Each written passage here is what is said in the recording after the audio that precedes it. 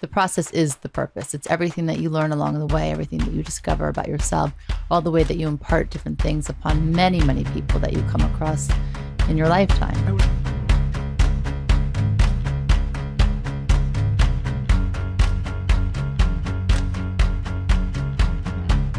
Welcome to Spiritually Hungry. Welcome.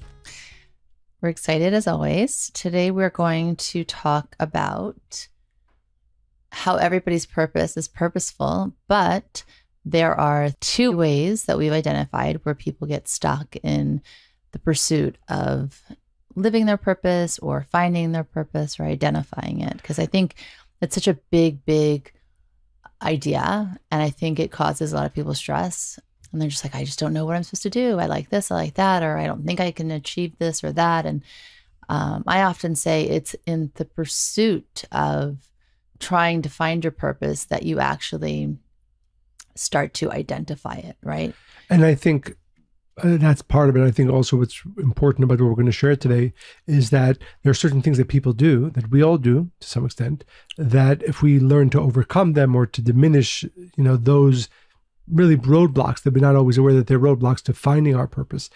And I think because the word purpose, like you said, is a very big word. Mm-hmm.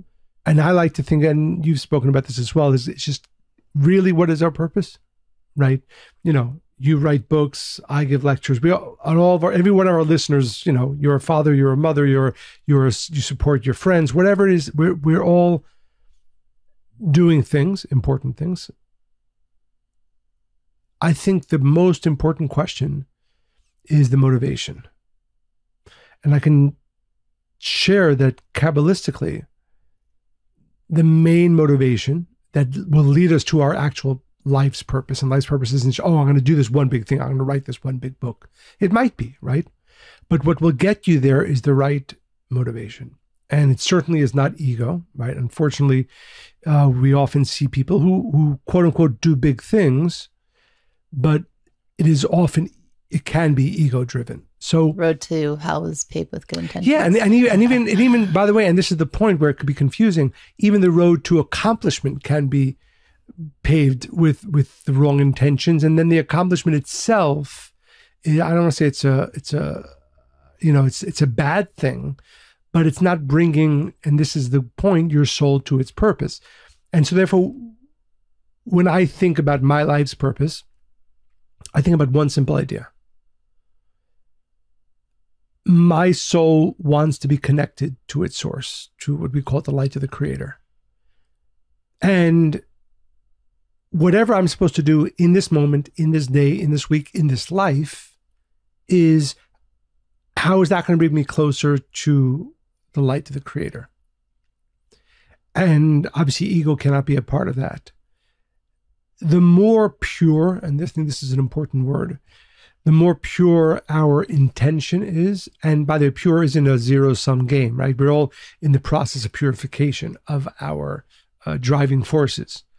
But I think the focus cannot simply be on, what am I going to accomplish when I come into this world to accomplish? How am I making sure that I accomplish? It can't be just an end goal. It's the purpose.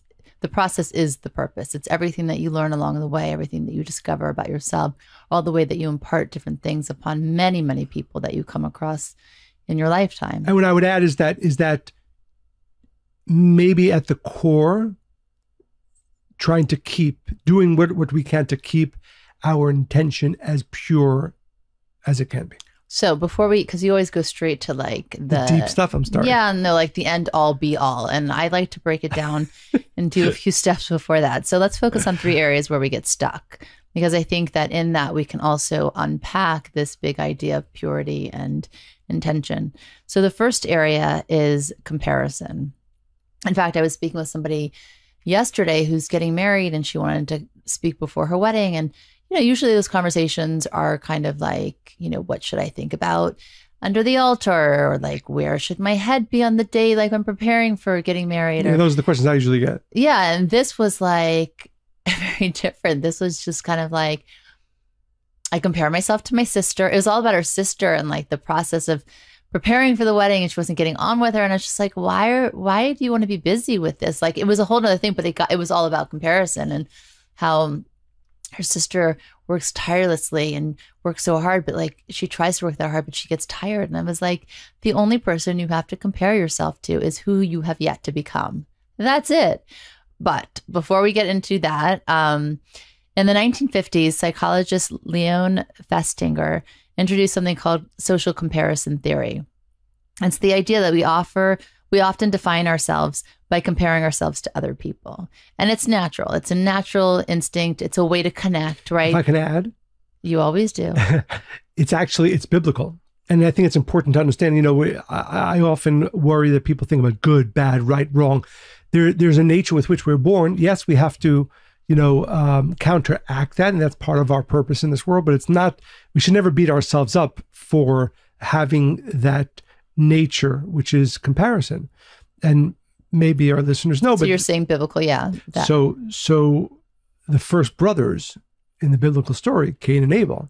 Love that story. So at the root of what caused really the first murder ever committed in the Bible, is that Cain, as some of our listeners probably know, Cain killed Abel. Why did he kill him? The story is told that they both brought sacrifices, offerings to God, to the Creator, and Cain was jealous of Abel's offering. And that jealousy ultimately led to Cain being so angry that he killed Abel. And the point of the biblical stories, is important to understand, is not a history book. The Bible is certainly not a history book, but it is a guidebook to both human nature and those parts that each one of us has. And I think. I know, everybody's like, I could never do that. Well, no, hopefully we would never. But you never would murder. But that basic nature of looking outside of me and saying, oh, why is my brother doing better or different? And why is my friend? That is not. Don't beat yourself up about that. That is actually something we're all born with. And yes, it's there to be as a challenge for us to overcome, come to our purpose. But it's not. It's innate. But if people had that view, we would be much better off, because what it's become now is a mental health crisis. If it's social media, you compare yourself to every single person in every capacity, even things that you might not even want to become or do, but they're doing it better, or they're living better, or there's something else that's just out of my reach, right? Right, but it's interesting. Yes, certainly.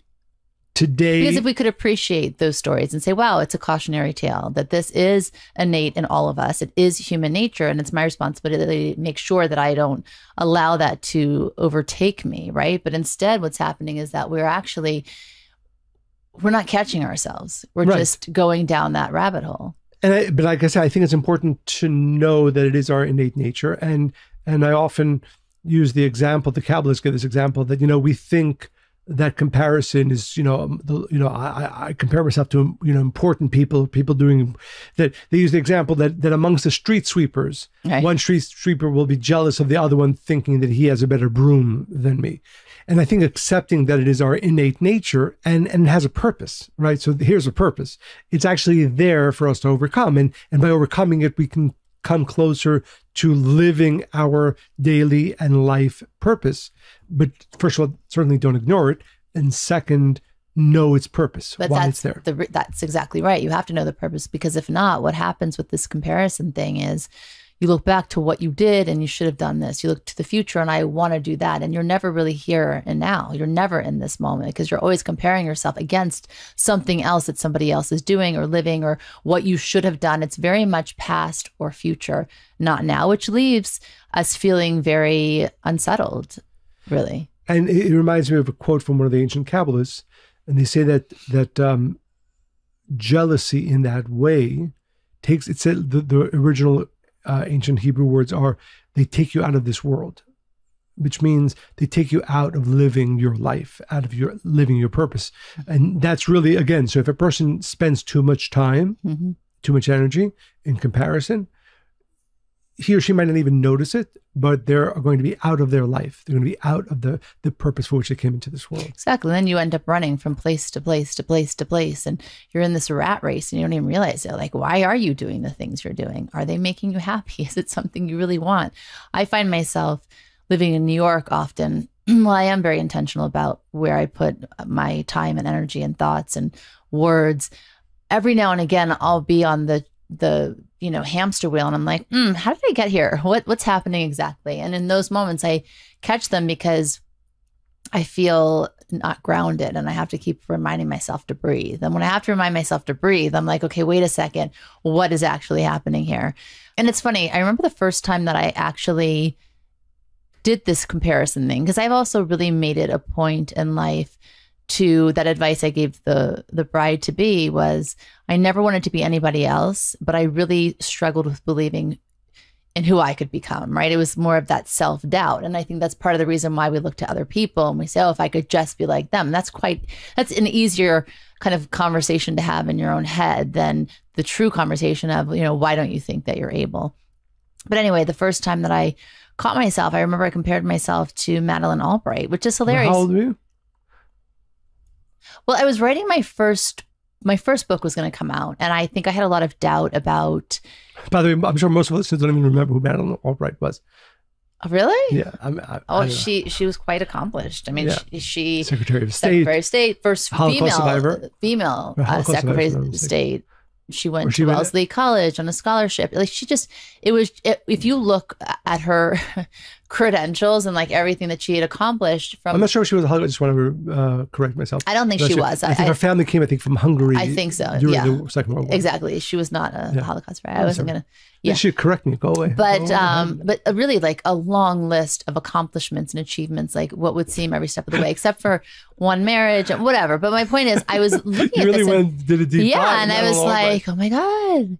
I didn't do that. And then I was like, Monica, you idiot. Like, you don't want to do I don't want to do any of the things that she did, actually. Famous for wearing pins. I didn't want to do any of the things that she did. And I realized that I just wanted to feel accomplished in my own right with whatever I was meant to reveal, which was then really empowering. So we can look to people that inspire us and use that but you have to have that moment you catch yourself, and you don't compare yourself as less than or never being able to, but rather you say, okay, if I see this person as accomplished, how can I create accomplishments in the realm of what I actually want to do? Beautiful. And if I can use this as a moment to ask our listeners to ask themselves that question, today, yesterday, this week, when was the last time or the time that you can remember recently did you compare yourself to somebody else? And stop and realize that is not what you want to be doing. But like you said, what is it about your own purpose that maybe you can learn or change or redirect, that it's not so much, call it a jealousy of looking out, but an awakening that brings me in. And a great tool for that is that in any given moment, we have two mental streams. One is all about us, so our worries, which falls into this whole comparison, because I'm not enough, I'm not them, that creates worries. It creates fears. So it's all about our goals or our failures, our comparisons. And the other stream of consciousness is about oneness. It's a place of presence, of purpose, as you said, the creator, creation. It's connecting to something greater. And so that you're not in that comparison rut or state when you're in the stream, the mental stream of oneness versus one. And they're very, very different. So what I would say is that, there is, again, an ancient teaching that says that the only type of looking outside is for those, and I try to do this often, is actually it's helpful to look at those who are at a higher state of consciousness than we are, at a higher spiritual state than we are, and to study, to learn from them. I want to elevate in that way as well. The ancient words are the jealousy among scribes, meaning amongst people who are the purpose is to how do I become better at what I need to do. So there is to say, yes, most of our outward looking and that brings to either jealousy or just comparison is not positive. And hopefully we can use the tool that you shared with us to transform it into a positive. But looking towards outside and maybe even studying, as I try to often do, and that's why I think it's inspiring to read the biographies of people who are accomplished, or to study the lives of those who truly lived a beautiful life, is that there are things that we can learn from. So it's not so much jealousy, why them, not me, but rather, what can I learn from the way they live their lives? How can I elevate myself to be closer to my own purpose by aspiring in ways that they did? Yeah, I had written an essay called "We Walk in the Shadows of Giants," and it's exactly that idea. we might do things that giants before us have done, but we'll do them a little bit differently. And we should look to them to see, well, what did they reveal? How did they do it? And even if we want to do the same kind of thing, of course, every person's essence is different. So what they will add to it will be different. But it's such a beautiful thing to say, okay, I'm walking in the shadow of giants. How can I look to them to direct me and not make yourself small? And I remember, again, when I was this whole Madeleine Albright time, it's like, well, maybe what I'm saying is not that original. Like I got really hung up on that. Like everything has to be completely brand new and unique, which I realize how silly that is. Because again, truth is truth, and it's going to be forever truth. It's going to be said in different ways. And I thought, well, if you have a chef, right, and they're making a salad, they're basically working with the same ingredients. So you can make any dish, right? But let's just say a salad, because that's what I make mostly.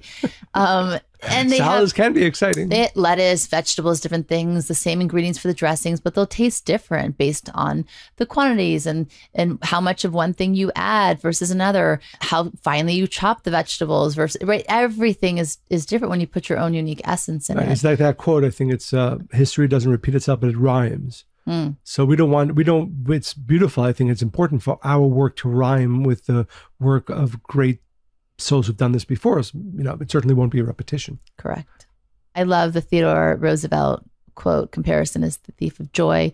I would just add, I think it's also the thief of light, right? It stops us from doing what we can do, what we're meant to do, and to reveal our own unique light. It really robs us of that. So the second, if I can just add, sorry, before you go on to the next idea, which is important, that how do you know it's important? Anything you say is important.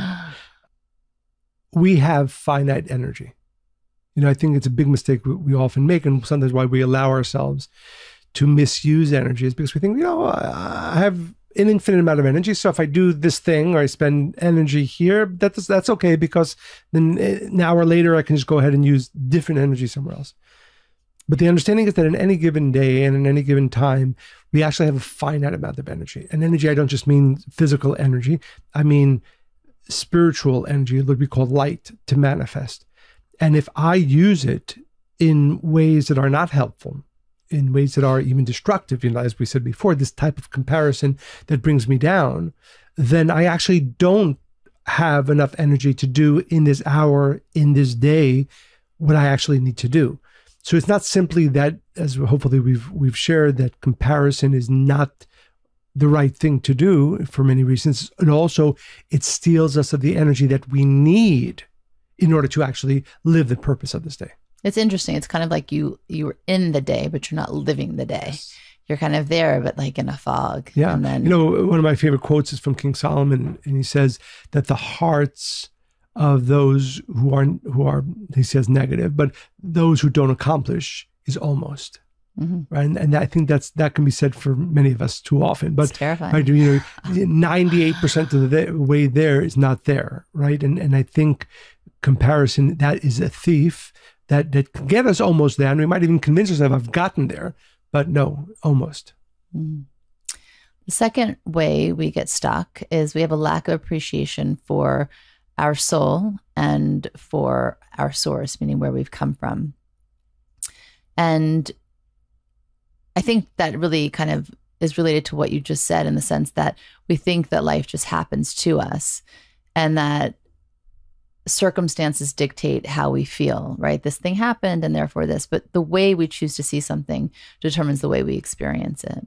So if you view life a certain way, like, you don't have enough, you're not enough, that's going to be your experience of it. And I give this example a lot. Like we will look at, for instance, if we discover candy wrappers in our kids' room and it's a no eating zone, so we're like, this is a rule breaker, right? I mean, we can now judge our kid and judge the situation and stay in that headspace. Or actually, maybe they were really creative in hiding the candy, or maybe it's showing innovativeness for something in the future. I mean, I wouldn't like that, but or your sister calls you to whine about a tragedy of her own making. You're like, drama queen, right? Every experience that we have, it's an ability to either be long on judgment of other people or ourselves, or see it as a way or an invitation to shift our consciousness, to make light out of darkness, to see goodness when everything seems to be bleak, to turn bitter struggle into immense growth.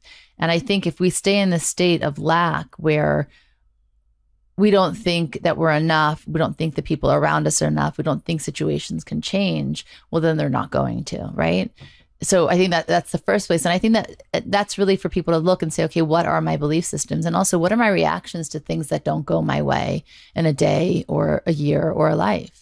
And I think you touched upon a really important point. And I one of the things that makes me most excited about what I do when I get an opportunity to speak to people or to speaking to groups or even to write is that, and I say this to myself as well, if we could only appreciate how awesome our both potential, what that means is actually who and what we are at our essence, at our core, we would be doing so much more with our lives.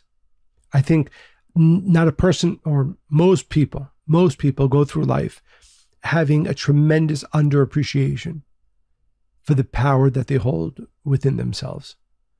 And the beauty of that is that just shifting that one knowledge, meaning simply bringing yourself to know, I am so powerful. I have so much within me, that knowledge actually brings you to begin to manifest that greatness. So it's like, and we've used this example, it's the person who doesn't know what they have versus the person who knows what they have. The person who knows what they have will be able to manifest it. The person who doesn't know what they have, even though they have it, they won't be able to manifest it. And each one of us is walking around every single day. And again, I try to remind myself of this often. I try to remind everybody I speak to about this often, but know right now, you have so much light, wisdom, power within you. That knowledge is so important.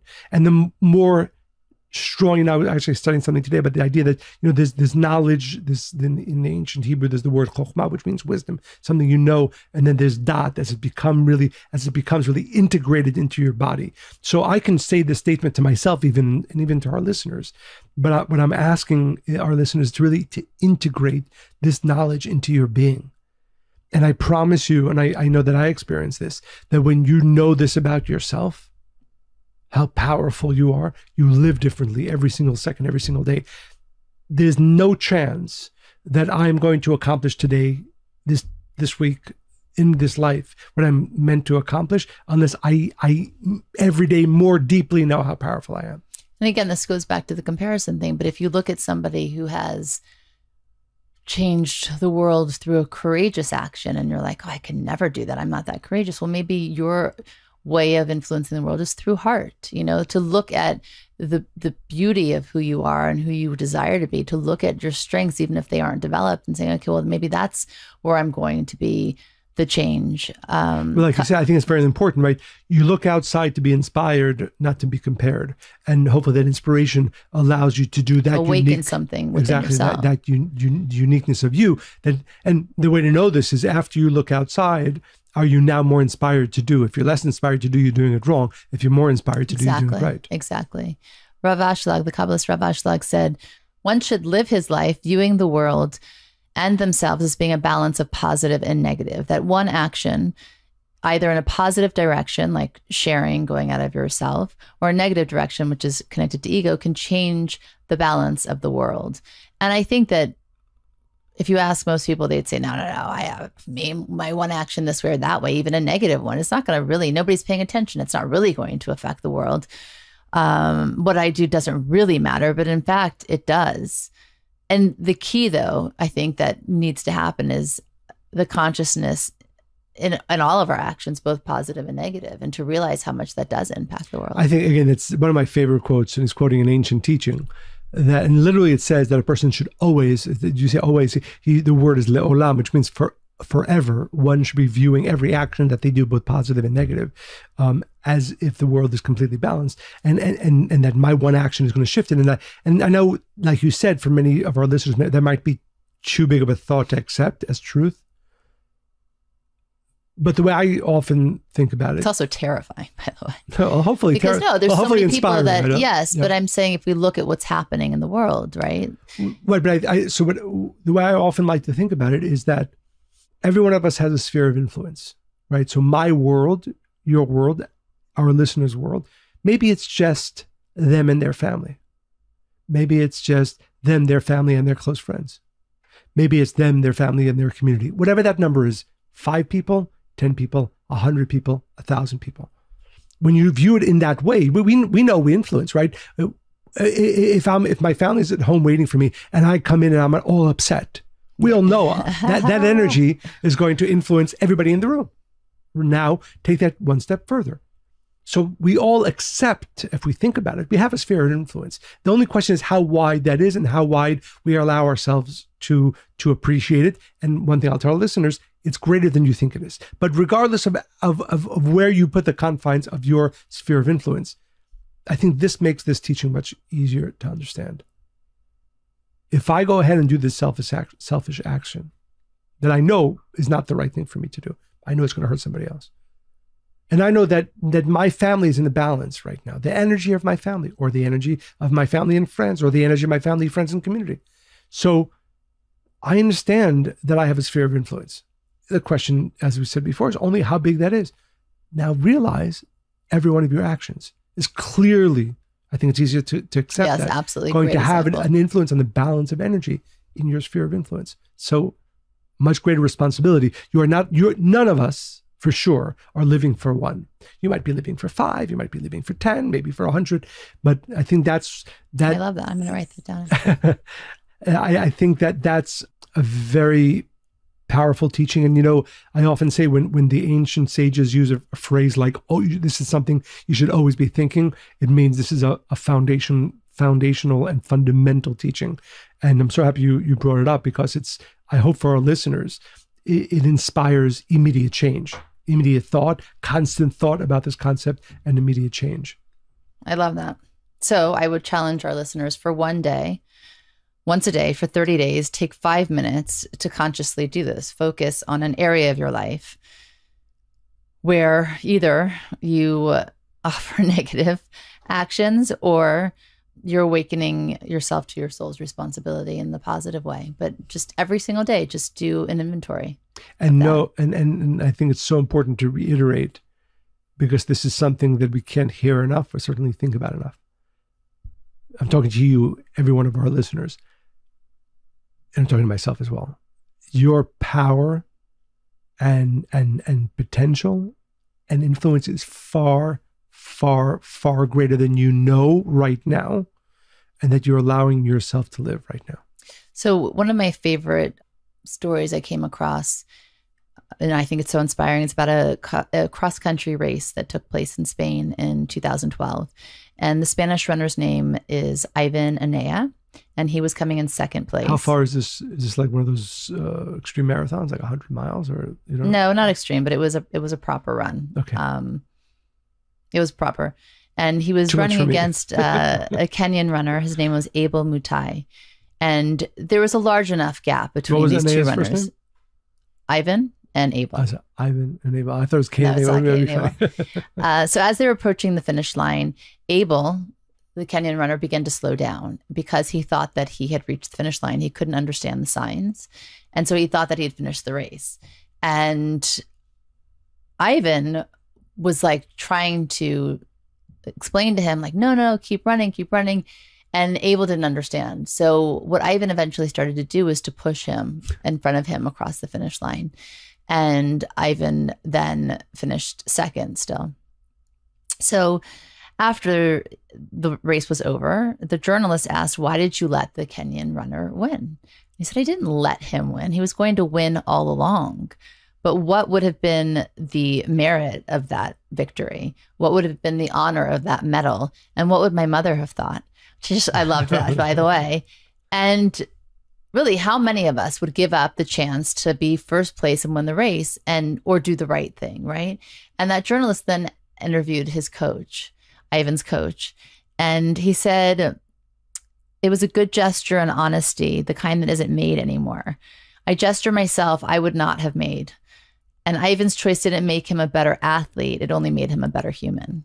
And I just love that so much, because that's the kind of thing. Now, that's an obvious, like that he tipped the scale. I think that was like many, many, many, weights in a positive direction. But we're given those chances every single day in small ways and big ways. Beautiful. Mm-hmm. So I'm really excited about today's podcast, and I really hope that our listeners take it to heart. I ask Monica and myself to take it to heart, because I know that if we truly integrate everything we shared today, every single one of us will be living, at least getting closer daily to living our life's purpose. Can you read us a letter though? I would love to, yes. Actually, we've been getting a lot of letters and we haven't had the opportunity in the past few episodes to read. And I'd love to please continue to send your letters, comments, stories, inspirations to Monica and Michael at spirituallyhungry.life. We read all of them and they inspire us. Now this one from Gilad is going to inspire all of our listeners. It's a little bit long, but it's a beautiful story within a story within a story. Dear Monica and Michael, thank you both for your teachings. They've truly changed my life. I was especially moved by the episode on awe and appreciation a while ago, which showed me how to experience these feelings deeply and why they matter. I've been practicing Kabbalah for about 20 years, but it's only in the past year that I've really felt that sense of awe and appreciation. I'd like to share a story with you. One morning during my morning connection and meditation, I reached a state of peace, of deep peace. My mind was completely quiet and I felt entirely present. It was such a beautiful, immersive experience that I lost track of everything. Then, unexpectedly, my 6-year-old son burst into the room, demanding my attention. Even though his interruption could have shattered that peaceful moment, I felt a surge of awe instead. I couldn't help but think, look at you. You couldn't say a word or form a sentence a few years ago, and now you're so full of energy and words. I love that. It was a moment of pure, unforced appreciation that filled me with love and wonder. Even after the high faded, the beauty of that experience stayed with me. What struck me was that it wasn't a manufactured burst of positivity. It just flowed naturally. Since then, I've been trying to reach that state as often as possible, whether by letting go completely or by trying to recapture that clear, appreciative feeling. About a month ago, my wife and I were driving to her sister's place outside the city and got a little lost. With Shabbat approaching, my wife began to worry about our arrival and our gas. Instead of reacting with frustration, I chose to appreciate the moment. I saw it as an opportunity. Imagine being in a car, exploring beautiful woods we'd never seen before, feeling like true explorers. Although she was upset at first, soon we were all laughing together, and the tension eased. This one didn't come as naturally, but it built towards such a beautiful experience. Eventually, we found our way, and what began as a stressful situation became one of our most memorable family moments. In sharing these stories, I want you to know that nothing fundamentally changed. We did get lost, but your teachings transformed those moments into something fun and meaningful. Thank you for opening my heart and making our lives better. With heartfelt gratitude, Gilad. I love that. Isn't that beautiful? There's like 3 stories. Yeah. And thank you, Gilad, for sharing. And I know you've inspired our listeners now. And so to remind all of our listeners, go to Apple Podcasts, write 5-star reviews, share this podcast with everybody we know so that you get the light of this podcast as well. And continue to send us your stories, inspirations, topic ideas to Monica and Michael at spirituallyhungry.life. And as always, we hope you enjoyed listening to this podcast as much as we enjoyed recording it. Stay spiritually hungry.